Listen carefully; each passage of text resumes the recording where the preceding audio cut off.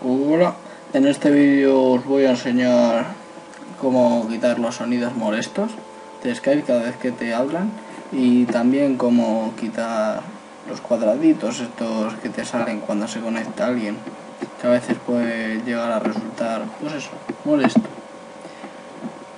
Para ello le vamos a dar a Tools, Options y aquí, perdón, aquí, sería Tools, Options y a Video Settings, Sounds, y ahí puedes poner cuáles quieres quitar. Yo he quitado todos.